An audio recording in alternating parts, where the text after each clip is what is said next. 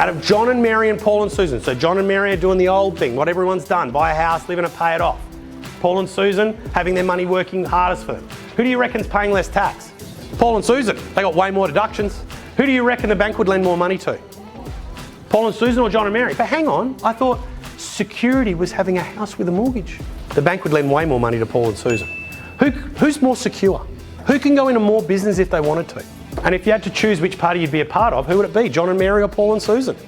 But you've got to watch this, guys, because look, the logic is, of course I'd be in Paul and Susan. But you also got to think about how this might happen when you leave this room. I mean, look, what's quite often is you guys are pretty excited to get out here tonight. Yeah, go and have dinner with your friends. Oh, guess what? We're moving out of our house.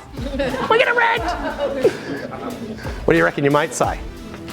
Are you mental? You know, some of you are relatively young. Mum and Dad, guess what?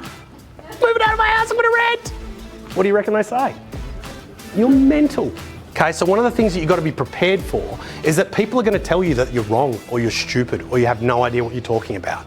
Okay, but this is one of the things that you're going to have to confront. If you want to end up where less than 1 in 10 people end up, if you want to end up where only 10% of people end up, you've got to be willing to do what 90% of people won't do.